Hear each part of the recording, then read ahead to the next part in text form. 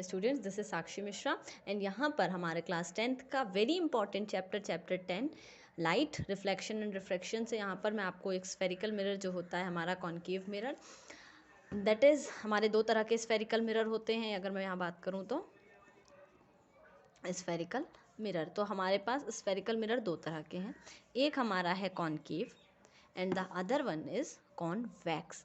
इन्हें ही हम हिंदी में उत्तल लेंस और अवतल लेंस कहते हैं। देखिए उत्तल लेंस, ये हमारा लेंस जो है, I am so sorry, it is mirror. ये जो हमारा मिरर है और ये जो हमारा मिरर है, इन दोनों में जिसका तल उभरा हुआ है, ये देखिए अगर मैं यहाँ खड़ी हूँ या फिर मैं यहाँ अगर खड़ी हूँ, जिस साइड से मेरे को देखना है, तो यहाँ पर मेरे को ये उभरी हुई चीज़ दिखेगी। अगर ये उभरा हुआ दिखेगा तो मैं इसे कहूँगी हिंदी में उत्तल मिरर या दर्पण।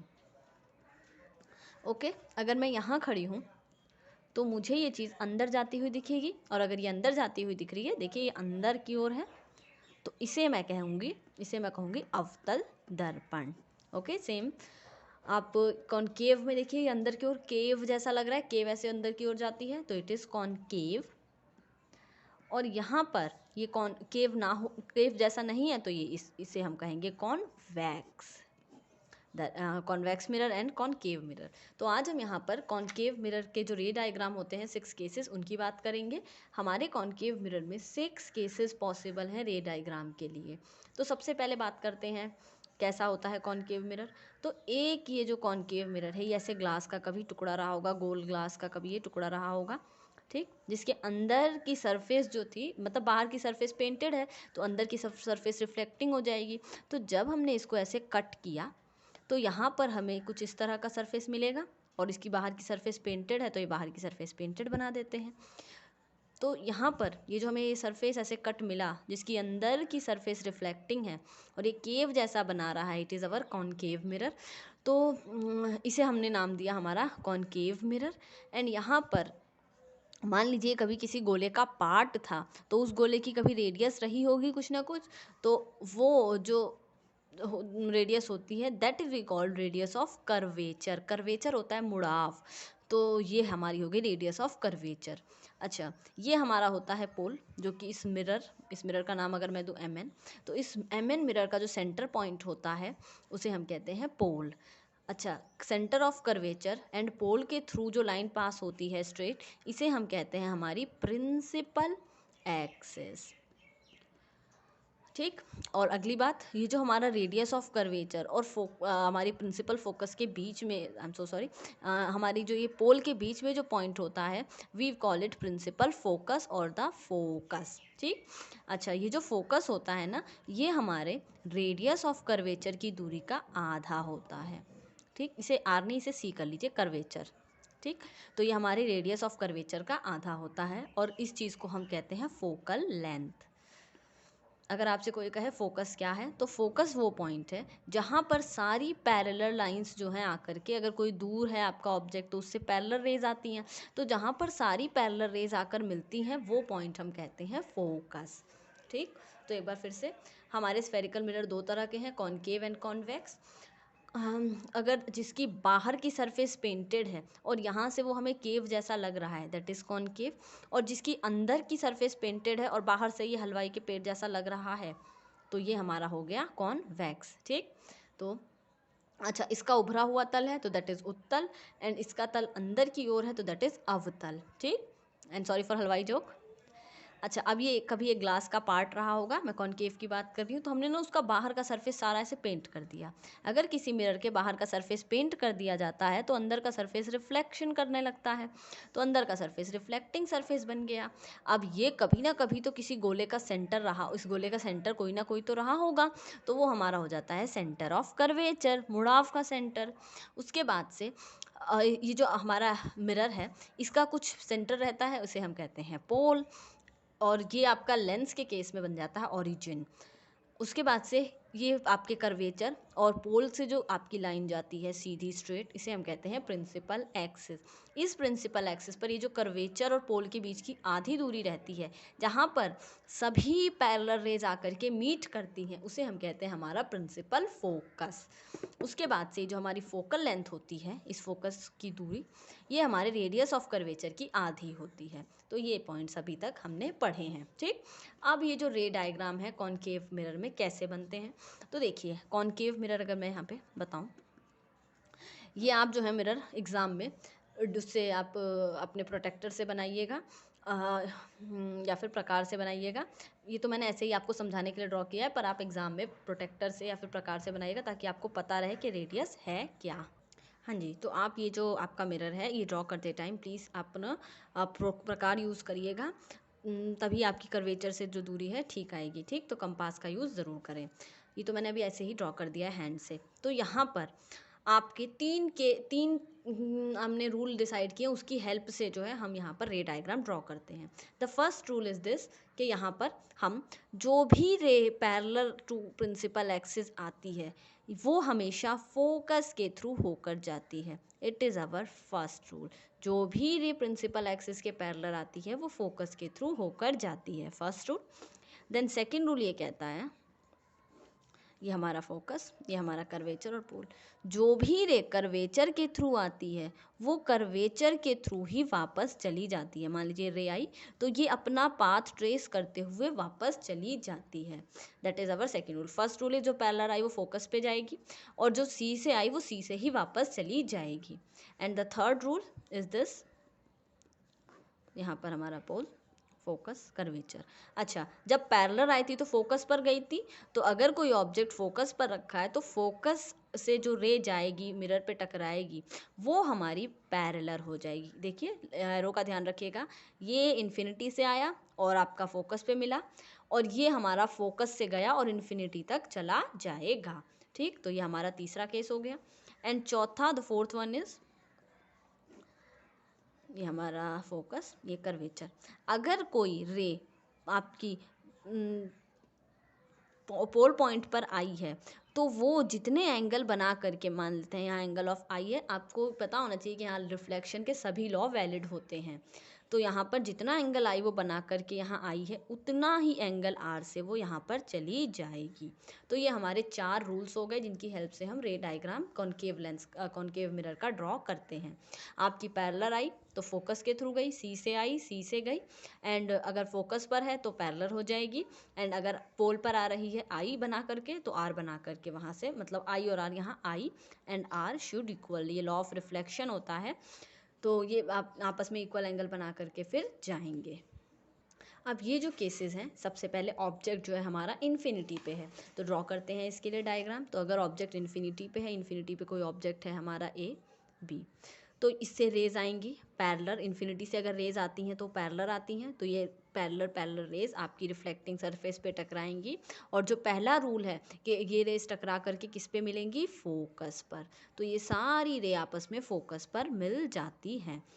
पैरेलल आई और फोकस पर मिल गई, तो ऑब्जेक्ट एट इन्फिनिटी था, पर इमेज कहाँ बनेगी आपकी, एट फोकस। और साइज़ क्या होगा इसका, तो देखिए ये ऑब्जेक्ट इतना बड़ा था पर साइज़ तो पॉइंट साइज़ ही बनेगा इस फोकस पर, तो साइज़ बनेगा आपका डिमिनिश्ड और पॉइंट साइज़। डिमिनिश्ड यानी कि छोटा, small, diminished very very small, और even we can say point size अगर आपकी रे इन्फिनिटी से आ रही हैं। And the second point is, मैंने आपको पहले ही बताया है कि अगर असली रे मीट करती हैं तो इमेज रियल और इन्वर्टेड होती है, बट अगर डॉटेड रे मीट करती हैं कि हम डॉटेड करके वहाँ पर मिलवा रहे हैं रेस को डॉटेड करके, तो वो वर्चुअल होती है। तो यहाँ देखिए हम मिलवा नहीं रहे हैं, यहाँ एक्चुअल रे आई हैं, तो यहाँ पर हम ये कहेंगे कि यहाँ पर इसका नेचर जो है that is real and inverted, image जो है उल्टी बनती है, इनवर्टेड। ठीक, now the next case is, अगर ऑब्जेक्ट फोकस पर है, तो ये रहा ऑब्जेक्ट फोकस पर है, ये भी ऑब्जेक्ट फोकस पर है, तो यहाँ से एक रे सीधी भेजी हमने और आपको मैंने बताया जो भी रे प्रिंसिपल एक्सिस के पैरेलल आती है वो आपकी फोकस से होकर जाती है, तो ये रे फोकस से होकर चली गई। द नेक्स्ट रूल इज, अगर ये पोल के थ्रू जाती है तो पोल के थ्रू जितना एंगल आई होता है उतना ही एंगल आर बनाकर ये वापस चली जाती है। तो खुद देखिए, अगर कोई ऑब्जेक्ट आपका फोकस पर है तो उसकी इमेज, ये जब रे कहीं मिलेंगी तब तो इमेज बनेगी ना, तो ये इनफाइनाइट पे जाकर के हम सोचते हैं कि ये मिलेंगी, तो इमेज भी जो है इन्फिनिटी पर ही बनती है। ठीक, अच्छा, साइज जो है वो लार्ज होगा क्योंकि इन्फिनिटी पे बन रहा है। एंड आपका नेचर जो है, यहाँ पर भी असली रे ही मिलेंगी, जैसे भी मिले असली रे ही मिलेंगी, तो ये भी आपका जो नेचर होगा that is real and inverted. Okay, now the next case is, अगर देखिए फोकस पे इन्फिनिटी पे था तो फोकस पे बना, फोकस पे था तो इन्फिनिटी पे, ये एक दूसरे के अपोजिट होते हैं। नाउ नेक्स्ट इज, अगर ये सी एंड एफ के यानी कर्वेचर और फोकस के बीच में है तो क्या होता है। तो हमने ऑब्जेक्ट रखा ए बी, ये हमारे सी और एफ के बीच में है, सी एफ के बीच में है, यहाँ पर रे पैरेलल गई और आपको बताया कि जो भी रे पैरेलल आएगी वो फोकस के थ्रू चल जाएगी। आप इसे ड्रॉ मेरे साथ साथ करिए, एकदम आसानी से आपको आ जाएगा। एंड द नेक्स्ट केसेस, यहाँ पर जो भी रे आपकी फोकस के थ्रू जाती है, मान लीजिए इसी ए से अगर कोई फोकस के थ्रू रे यहाँ पर टकराई तो वो आपकी, यहाँ मैं ड्रॉ ही कर देती हूँ, फोकस के थ्रू टकराई मिस रिफ्लेक्टिंग सरफेस पर, तो वो यहाँ एकदम सीधी हो जाती है। अगर कोई रे फोकस के थ्रू आती है तो रिफ्लेक्टिंग सरफेस पे टकराने के बाद वो प्रिंसिपल एक्सिस के पैरेलल हो जाती है, तो ये रे यहाँ पैरेलल हो जाएंगी।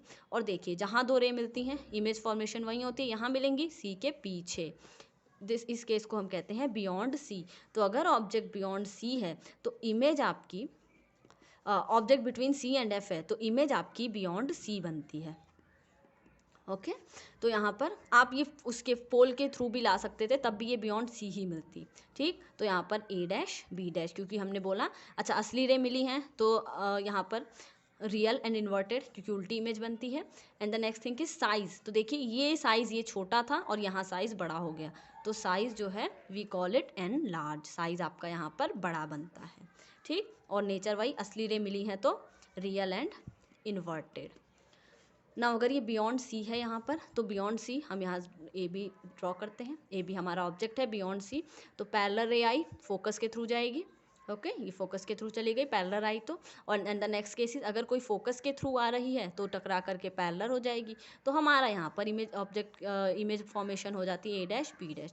तो देखिए अगर ऑब्जेक्ट सी के पीछे है तो इमेज आपकी बनेगी between C and F. Size इसका छोटा बनेगा, यहाँ साइज एक जैसा दिख रहा होगा पर ये साइज जो है छोटा बनता है, तो साइज के केस में यहाँ हम कहेंगे डिमिनिश्ड। एंड आपका नेचर असली रे मिली है तो रियल एंड इन्वर्टेड। ठीक, ये मैंने अगर मैं थोड़ा सा आपका अपने कंपास से ड्रॉ करती तो एकदम ठीक आता, बट ये साइज़ जो है ना छोटा बनेगा। ठीक है, अगर ये ए बी आपका यहाँ बड़ा है तो beyond C between C and F size छोटा बनता है, वी कॉल इट डिमिनिश। मैं यहाँ पर ये केस आपको दोबारा ड्रॉ करके बताती हूँ। ऑब्जेक्ट अगर बियॉन्ड सी है तो थोड़ा ख़राब हो गया था ना, तो बियॉन्ड सी है, तो यहाँ पर ऑब्जेक्ट मेरा ए बी बियॉन्ड सी है, पैरेलल रे आएगी और हमारी फोकस पर मीट होंगी। ठीक, दूसरी अगर फोकस के थ्रू आ रही है तो ये फोकस के थ्रू यहाँ पर आपकी रिफ्लेक्टिंग सरफेस पे मिरर पे टकराने के बाद से पैरेलल हो जाएगी। तो अब देखिए यहाँ पर ये दिख रहा है आपको साइज़ छोटा बना है, तो ए डैश बी डैश, ये साइज़ हमारा इमेज का इसके कंपेयर में छोटा होगा। ठीक, तो आपका यहाँ असली रे मिल रही है तो रियल एंड इन्वर्टेड, और यहाँ पर real and inverted, and the size is small, and the location of image is between F and C. Okay, now अगर ऑब्जेक्ट एट सी पर है, सी पर ऑब्जेक्ट है तो सी पर ऑब्जेक्ट रख देते हैं ए बी, तो यहाँ पर रे ऐसे गई और फोकस के थ्रू पैरेलल आ गई, पैरेलल गई और फोकस के थ्रू आ गई। दूसरा हम केस अगर यहाँ ड्रॉ करें तो आपकी फोकस के थ्रू गई और यहाँ टकराने के बाद से यहाँ पैरेलल हो गई, तो यहाँ आप देखेंगे तो ऑब्जेक्ट जो है सी पर, इमेज जो है ऑब्जेक्ट अगर सी पर है तो इमेज भी जो है आपकी सी पर ही बनती है, and the size remain same. तो यहाँ पर इमेज आपकी बनेगी एट सी, साइज जो है दैट इज सेम, और यहाँ पर नेचर जो है बिकॉज असली रे मिली है तो real and inverted. Now this case between F and P, यहाँ पर आपका नेचर वर्चुअल एंड इरेक्ट आता है, and that is why this case is very important.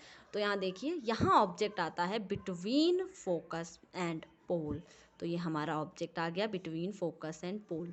हमने अभी बात की इमेज पे यहाँ पे लाइन पैरेलल जाएगी और फोकस के थ्रू आ जाएगी। एंड द नेक्स्ट केसेस, अगर कोई चीज़ पोल के थ्रू जाती है तो उतना ही एंगल बना के पोल के थ्रू वापस आ जाती है।